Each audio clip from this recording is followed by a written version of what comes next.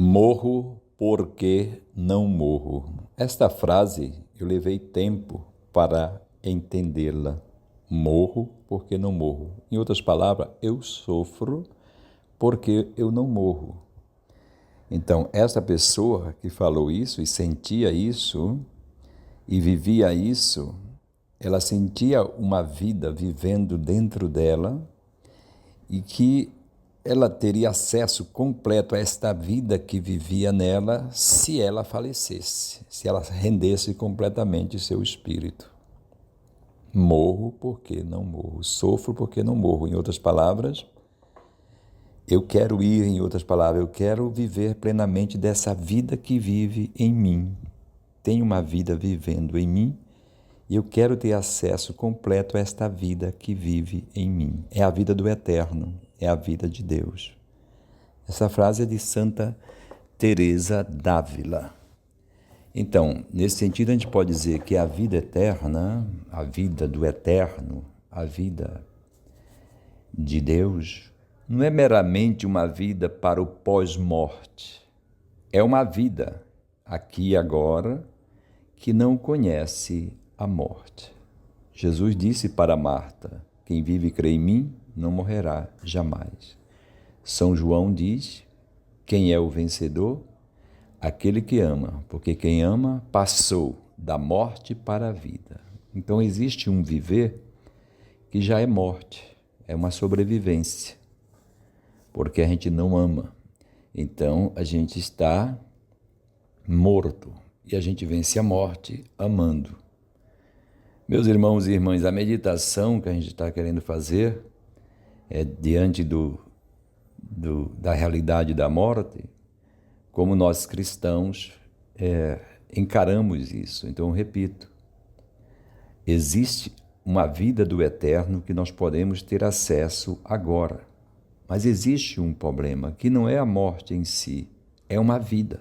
A vida que eu levo que não vive. É uma vida que não vive. Nós vamos ler daqui a pouco uma passagem do Evangelho de Lucas, capítulo 7, que nos descreve uma cena. E esta cena vai nos esclarecer muitas coisas.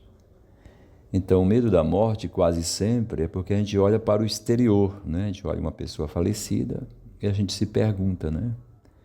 Se tudo isso acabou, se a pessoa está viva.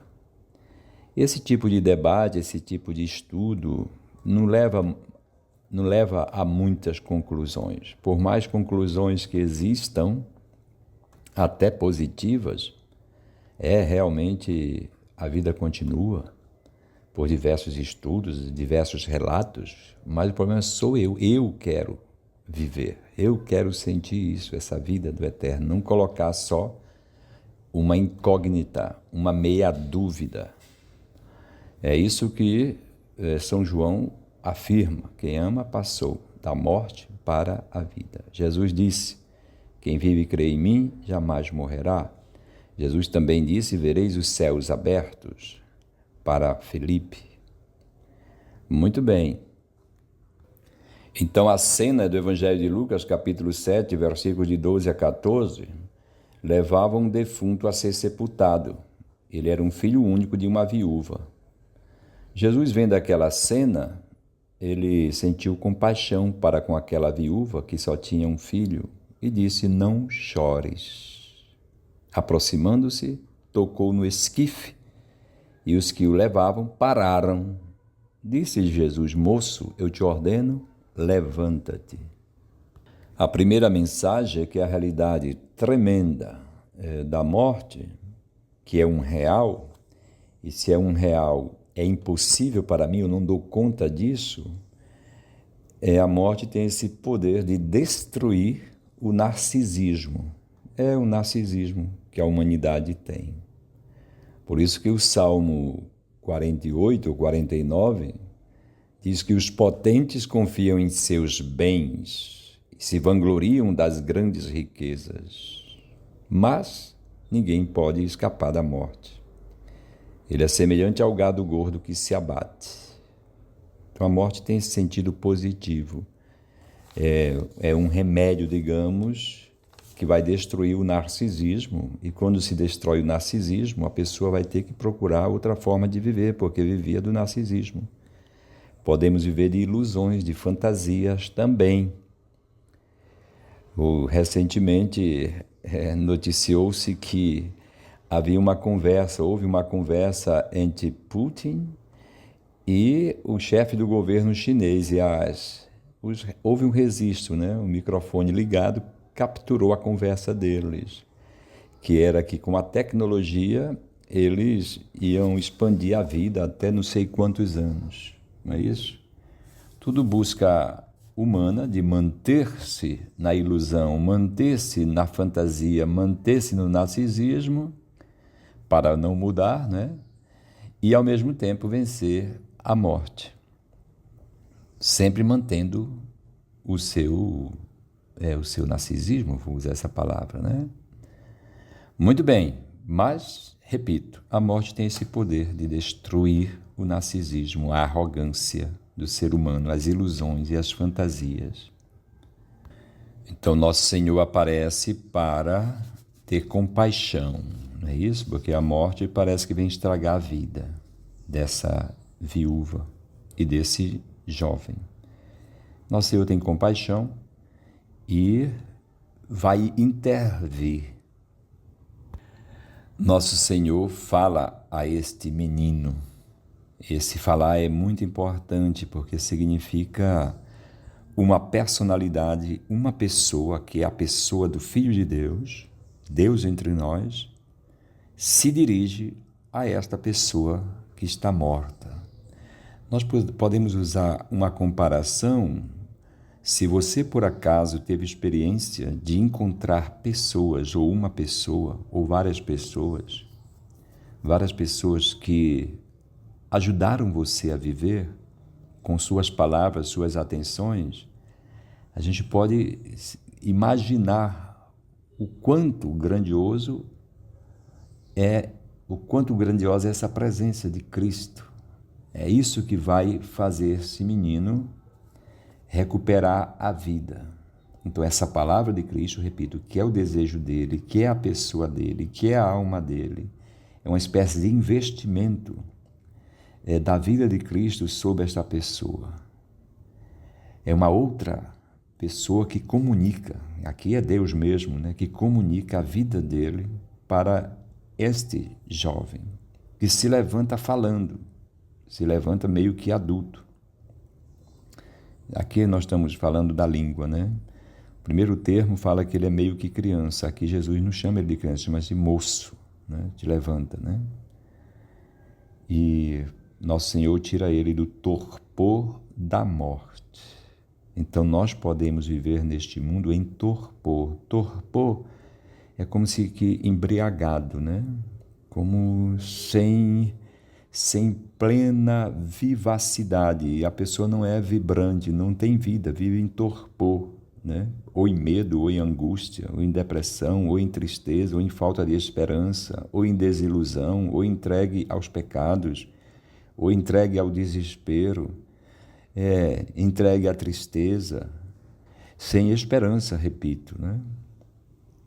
Jesus fala: a água que eu lhe der virá a ser nele, numa pessoa, né, fonte de água que jorrará até a vida eterna. Então Jesus promete uma vida que se torna a vida da pessoa e se torna uma vida que jorra até a vida eterna. Então a pessoa recebe a vida do eterno a partir dessa presença de Cristo na vida da pessoa.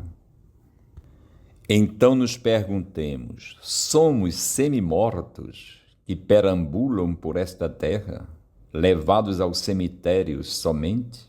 Ou estamos vivos em Deus, tecendo a nossa vida como quem respira do ar divino dado pela palavra de Jesus? Respirar do ar divino, não só do nosso ar, significa aquilo que a gente viu, né? São Paulo também disse: eu não vivo, é Cristo que vive em mim. Eu vivo sem viver em mim, também disse Santa Teresa. Eu morro porque não morro.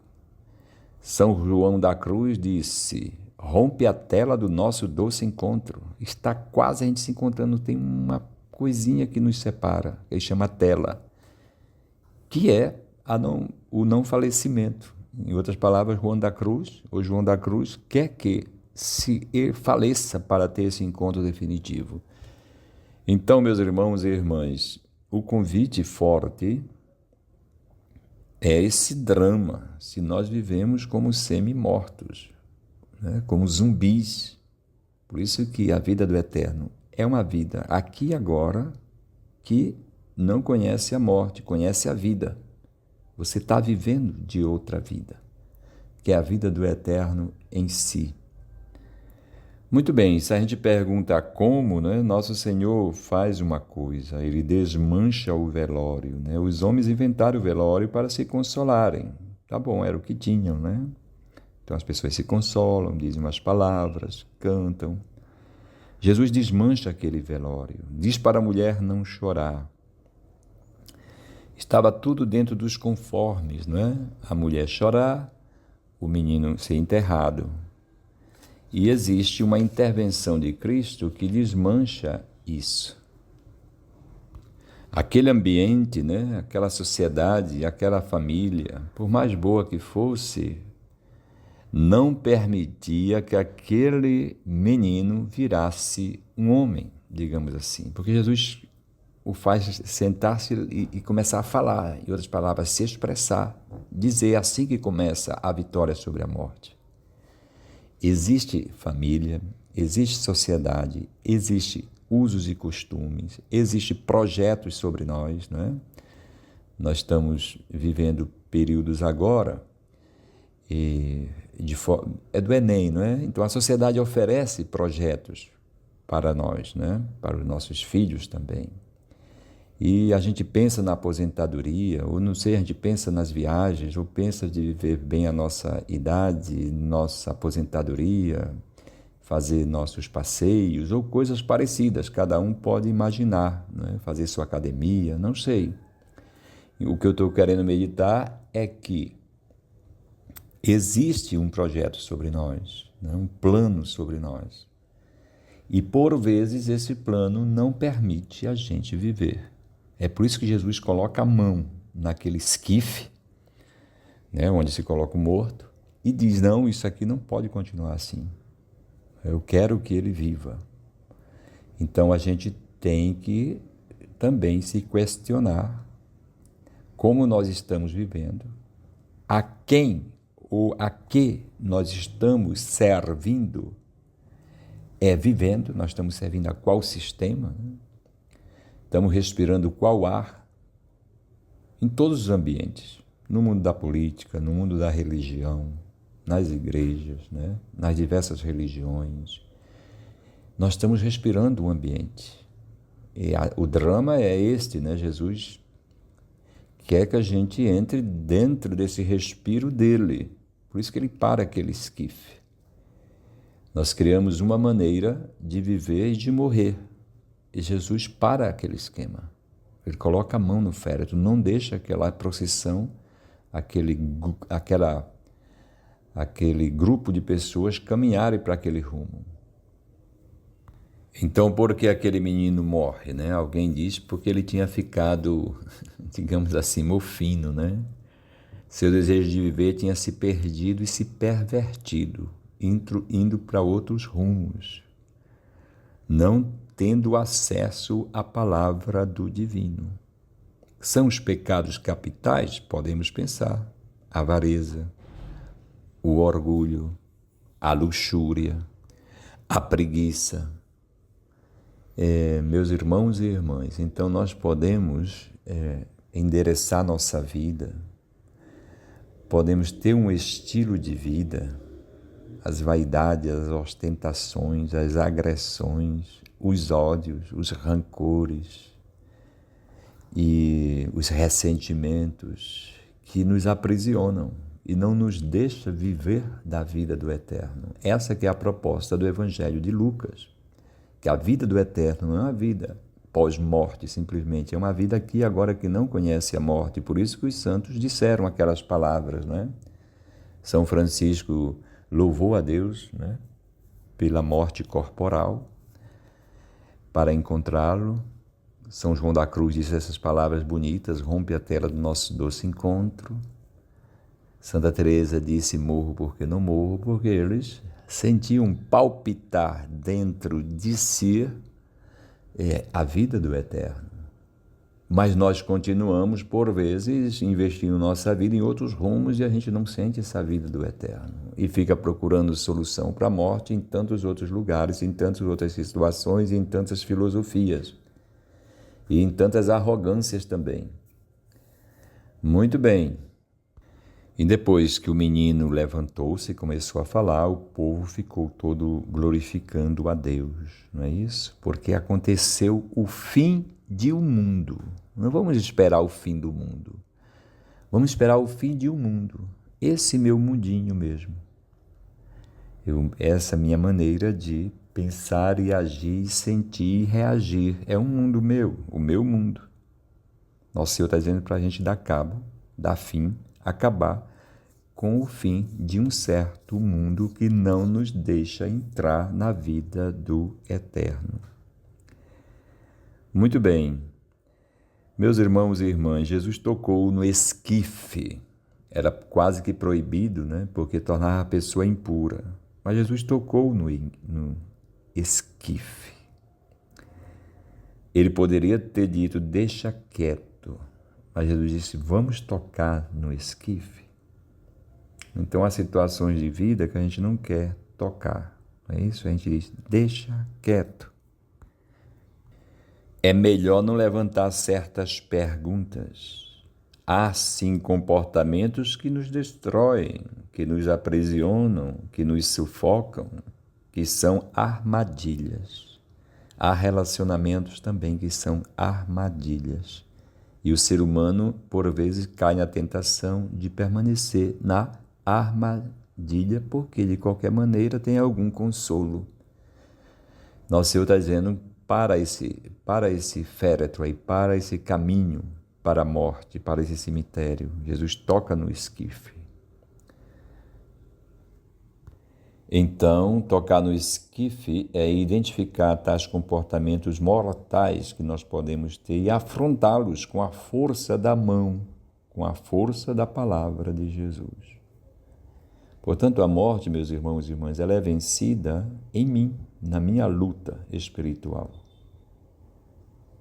Eu não sei do outro que faleceu, é o mistério dele com Deus, né? Mas ela é vencida em mim. Por isso que São Paulo diz, não sou eu mais que vivo, é Cristo que vive em mim. Que Deus nos abençoe e nos faça ouvintes da palavra, praticantes da palavra, e que nós vejamos os céus abertos, os anjos e santos descendo sobre o Filho do Homem.